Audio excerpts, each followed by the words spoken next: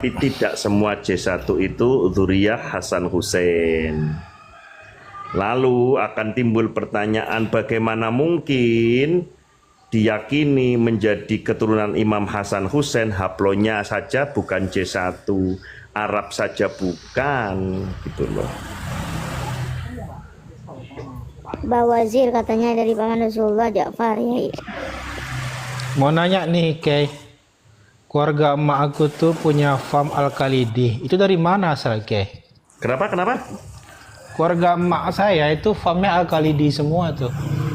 Apa itu Al-Khalidi? Iya, itu dari mana itu? Saya baru denger itu. Coba nanti tanya-tanya sama Mas Mas. Saya Orang ada itu di sini penyebar atau Mas Toriko Kevin. Naksabandia di Sumatera Barat. Al-Khalidi saya baru dengar. Itu Al-Khalidi itu nama tarekat atau nama marga? Faham, marga. Belum, saya belum dapat info kalau Al-Khalidi itu. Itu biasanya yang tahu dari beberapa farm yang ada di, ya gimana? Aku pernah dengar cerita katanya dari Khalid bin Walid. Cerita orang tua Khalid dulu. bin Walid ya? Iya, cuma nggak tahu sih Kan benar atau enggaknya, nggak tahu. Itu, Bang Uda, sahabat Khalid pemberani. Tadi saya pun mau bicara gitu, jadi dari Khalid bin Walid.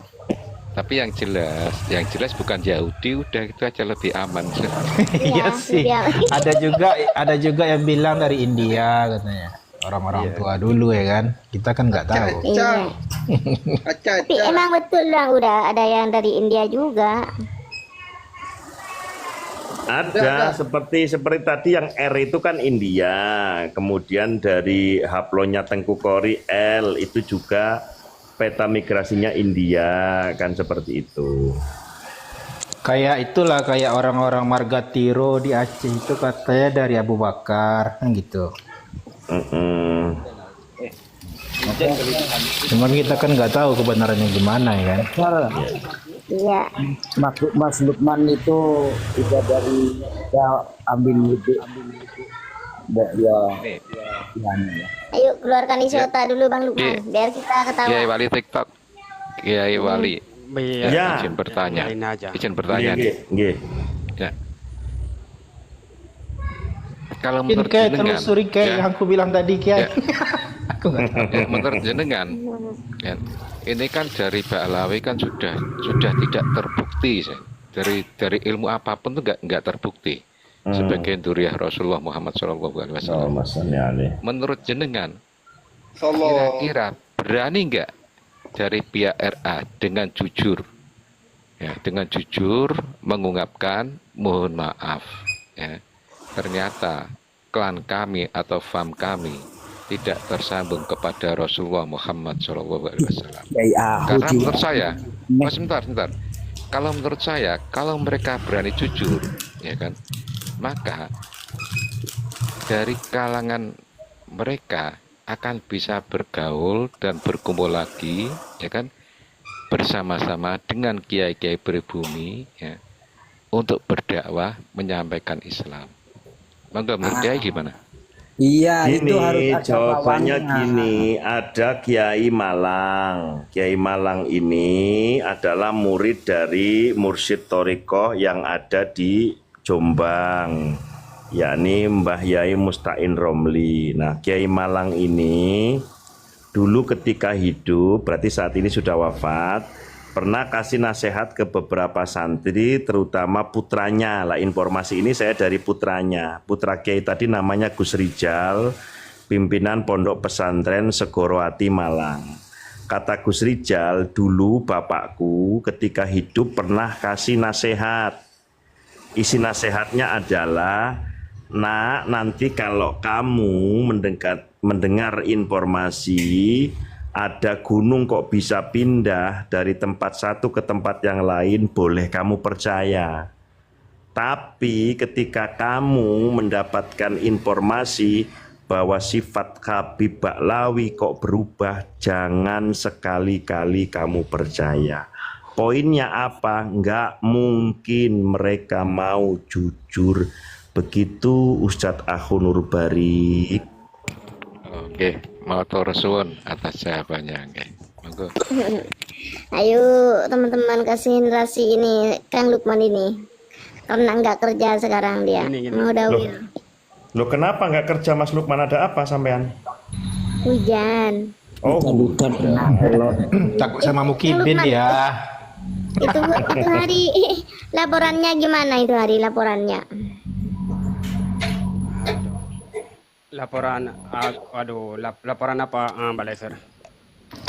Itu hari yang nggak kerja itu pergi ke polisi itu. Bikin tekor aja gue. Udah lupakan aja Lukman, lupakan. Kalau kau banyak duit oke lah Lukman, perpanjang terus. Nah, itu ya. salahnya. Nah, teman-teman donat-donat jangan atau dicek koncone.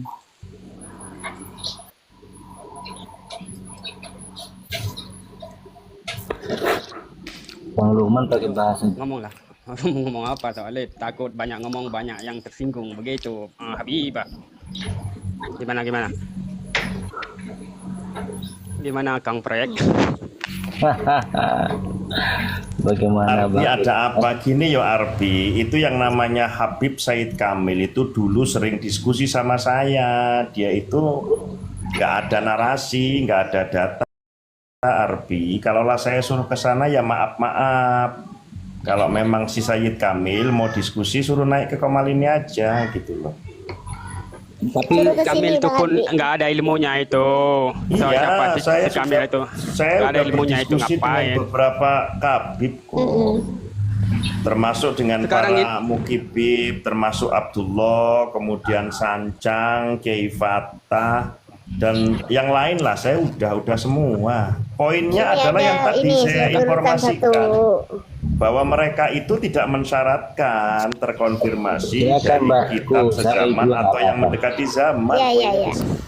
Ada loh peluang orang Mbak Alawi ini supaya diakui. Ngakalin tes DNA aja. mana bisa? Ya tes DNA Kalau ya saya tetap aja, wong leluhurnya aja yang di luar negeri sebagian besar G nggak mungkin. Ya jadi mereka ngetes di G1. Singapura di mana gitu hasilnya diakalin bisa aja kan? Ya coba saja diakalin kalau berani. Udah, saya mau. Teman-teman, Assalamualaikum. ada Habib Pagi Mukodam, diam yang lain. Assalamualaikum Pak Wali. Assalamualaikum Habib Waalaikumsalam. Paki Mukodam. Mana murid Anda Habib Paki Mukodam? On cam On cam dulu, Habib ya, Pagi tak on. Mukodam. Iya, Habib Paki Sebenarnya on Mukodam. cam karena ganteng. Mukodam ini kewaliannya luar biasa ini. Kaliannya luar biasa ini. Oke. Nah itu Apa kabar teman-teman? Aku Kabar Fakih baik. baik Al-Muqaddam, banget. Habib Fakih Sudah Al-Muqaddam. Mi'raj. Jadi saya mohon Sudah kepada Mi'raj. teman-teman jangan menghujat habaib ya. Karena aku adalah ketuanya habaib ya, karena Fakih Al-Muqaddam. Cuman aku mau membuat pengakuan ya, aku mau membuat pengakuan sebagai Fakih Al-Muqaddam itu kan habib tertinggi di dunia. Yang mana aku mau membuat pengakuan bahwa yang aku ceritakan dulu pada waktu itu, aku itu kan bercerita bahwa aku bisa mi'raj 70 kali sehari, bisa memadamkan api neraka jahanam, bisa membuat rantai emas yang dibentangkan panjangnya dari langit sampai ke bumi. Aku mau mohon maaf, itu semuanya bohong. Sebab aku bercerita dalam kondisi tidak sehat. Karena aku tinggal di kota Tarim, aku kelaparan 7 hari tidak makan. Karena di sana susah. Nah, kemudian aku setengah pingsan. Nah, Izin Habib Muqaddam, saya merespon tapingan Hasan Madura. Dari wajahnya keturunan Abu Jahal kayaknya gini. Hasan Madura, kamu buka kitab lagi, ada loh keturunan Abu Jahal yang namanya Ikrimah, kalau nggak salah dia muslim loh, menjadi iman sahabat Rasulullah SAW. Lanjut Habib. Terima kasih Wali. Jadi dalam keadaan setengah sadar itu aku menginggau atau apa ngeromet gitu loh. Nah aku ngeromet cerita tentang naik Mi'raj 70 kali dan sebagainya itu. Lalu ocehan saya itu dicatat sama sahabat saya yang namanya siapa itu? Siapa lupa aku. Ali Sakron. Ali Sakron. Ditulis sama Ali Sakron menjadi kitab. Jadi pegangannya Ali Sakron lah. Nah dijadikan kitabnya pegangan bagi cucu-cucuku para gaib gitu loh. Jadi sebenarnya karena aku ini Habib Fakih Al-Muqaddam beneran. Karena salah satu karomah yang benar dari Fakih Al-Muqaddam itu adalah dia tidak bernafas.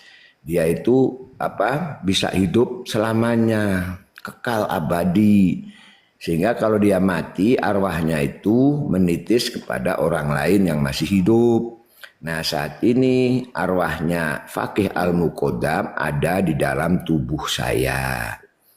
Oleh karena itu bagi para muhibin, kalian harus cium kaki saya karena aku adalah lebih tinggi derajatnya dibandingkan Lutfi, Rizik, Bahar, Topik.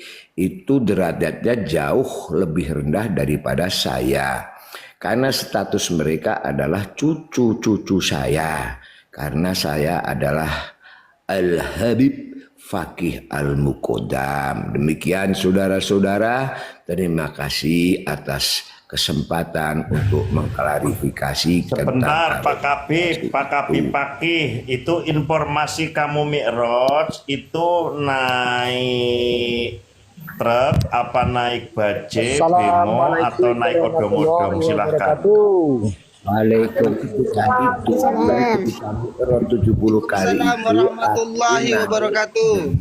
Bolehkah saya bertanya kepada Habib yang mulia naik ini? dengan kambing. Nah, jadi aku pakai kambing, Pak Wali. Pakai kambing ya? Oh. Iya. Itu kambingnya laki-laki, wanita, atau nggak punya jenis kelamin itu kambingnya, Pak Kabib? Kambingnya itu adalah lain wanita. Kebutuhan saya. Betina ya. Assalamualaikum ya Habib. Ya, ayo nanya Bang Jakob. Ini dari tadi mau nanya. Boleh saya bertanya kepada Habib yang mulia? Silahkan. Begini ya Habib. Salah satu negara yang menggunakan alat musik dari besi yang disebut gong ataupun kenong itu kan cuman Indonesia kan? Itu apakah memang buatan para cucung-cucung Anda itu, Bib? Mohon dijawab toh, Bib. Ya nggak mungkin cucu-cucu saya. Iya. Cucu saya itu kan pemalas. Cucu-cucu saya itu pemalas. Jadi gong, candi, segala itu yang membuat orang Indonesia asli. Orang Indonesia asli. Karena itu kan karena saya sudah memperkirakan bahwa cucu-cucu saya itu tidak bisa bersaing dengan pribumi, tidak bisa bersaing dengan Tionghoa, tidak bisa bersaing dengan India. Oleh karena itu maka tak bekali dengan pengertian bahwa mereka itu adalah cucu daripada Nabi Muhammad Shallallahu Alaihi Wasallam. Itu dalam rangka untuk supaya mendawir, agar mendawirnya itu mudah dengan mengaku sebagai cucu Nabi Muhammad. Karena di dalam tulisan itu yang ditulis oleh Asakrol itu aku ini datuk aku itu Ubaidillah itu adalah anaknya Imam Ahmad. Padahal Imam Ahmad itu tidak mempunyai anak 4, tapi anaknya cuma 3, yaitu Muhammad, Ali, dan Husain.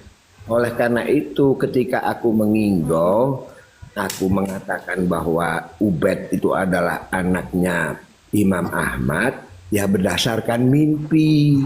Karena memang literaturnya nggak ada, manuskripnya itu nggak ada, buktinya nggak ada. Maka dalilnya adalah dengan mimpi.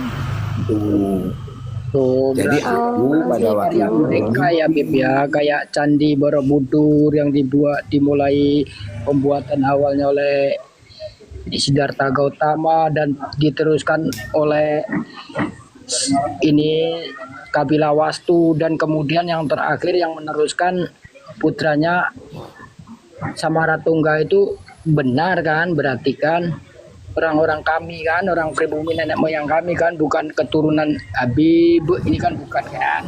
bukan, orang pribumi itu sudah sangat maju pada waktu itu. Jadi peradaban Nusantara itu sudah sekelas dengan Persia, sekelas dengan di Roma gitu. Karena salah satunya adalah ilmu logamnya itu luar biasa. Bisa membuat keris gitu loh.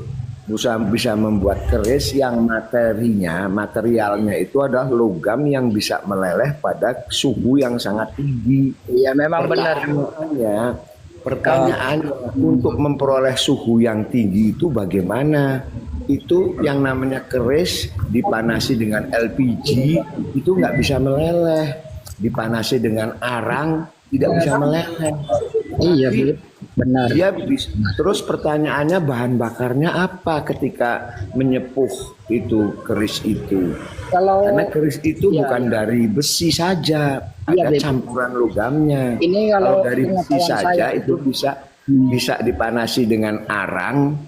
Itu dengan arang kemudian dipompa dengan udara itu bisa suhunya panas melelehkan baja, melelehkan besi. Tetapi di dalam unsur keris itu panduan logamnya itu enggak hanya ada besi, bahkan ada dari batu meteor yang meteor yang jatuh ke bumi. Jadi itu suhunya sangat tinggi.